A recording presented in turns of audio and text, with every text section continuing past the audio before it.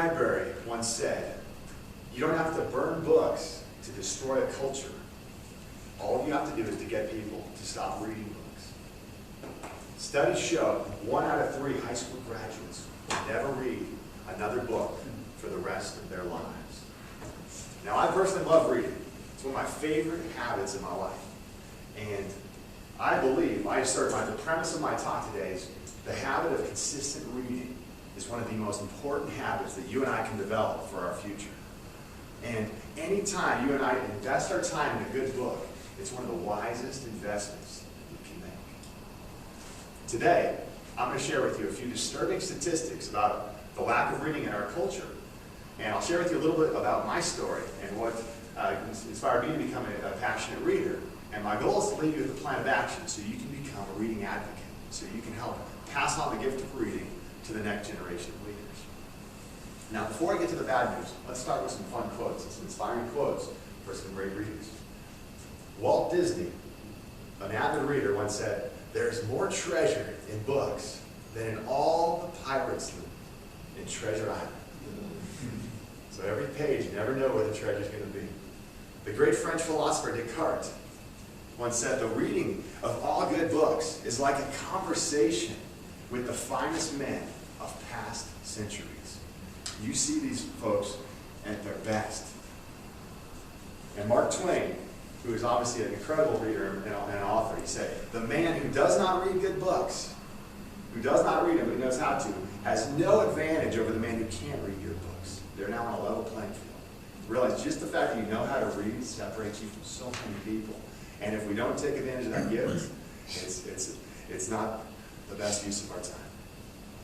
Now, I know what some of you are feeling. I understand that we're all busy. I bet a handful of us are saying, "Mike, I agree with what you're saying. I know that reading is a great thing. But Mike, you don't understand how busy I am. I don't have time to read. I'm running a mile a minute right now." And the funny thing is, there's nothing new under the sun. Thousands of years ago, people had that same excuse during the time of Confucius. And Confucius once said, "No matter how busy you may think you are, you must find time for reading, or surrender yourself to self-chosen ignorance."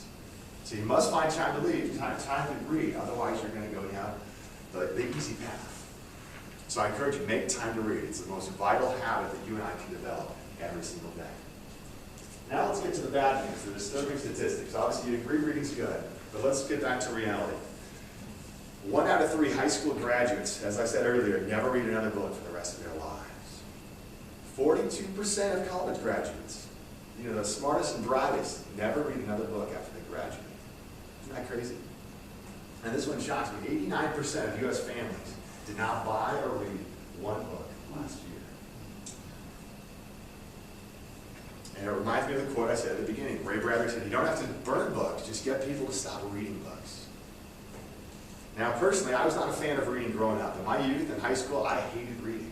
Me and my buddies used to joke about it. And we were serious, but we were in a joking manner. We said that Cliff Notes were one of the greatest inventions known to man, because you didn't have to waste your time in these boring books. And I hated reading growing up.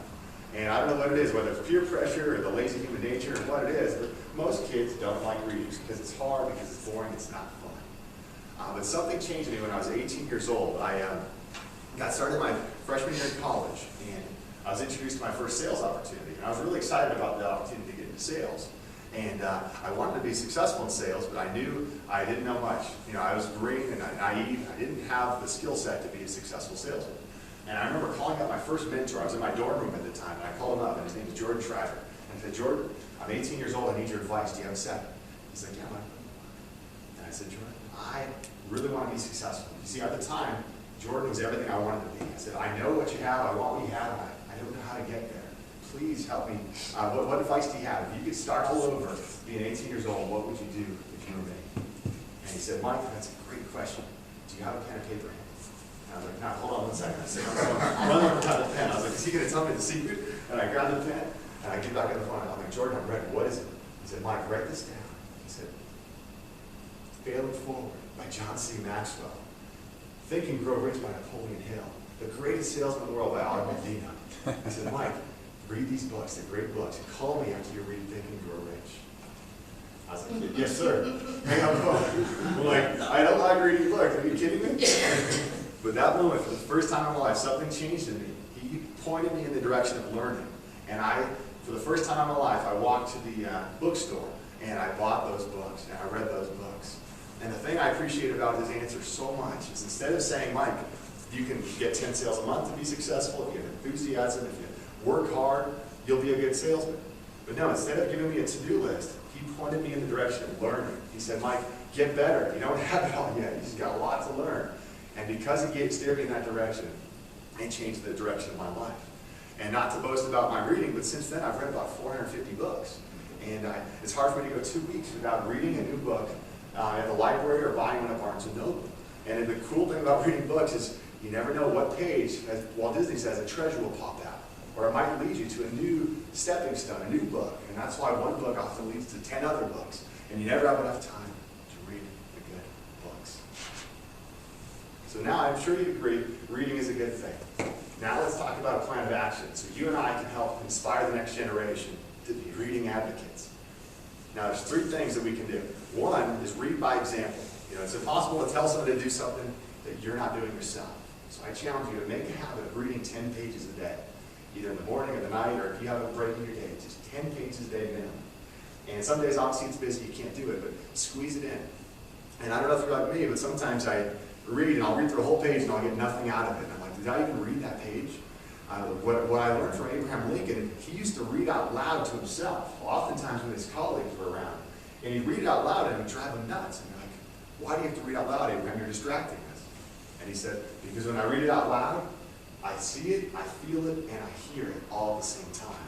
So he feels the words. So I encourage you, if you have the piece in your life where you can read in your car, do it out loud. Allow the words to sink in at a deeper level.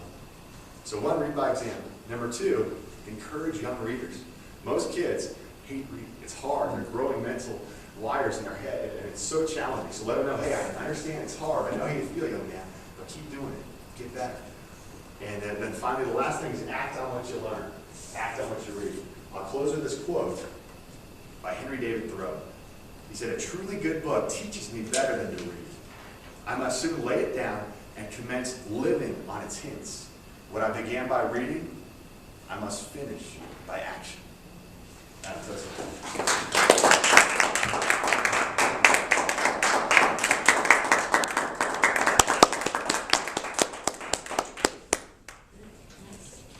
I'll give you all a minute to work on your balance there. Give some thought.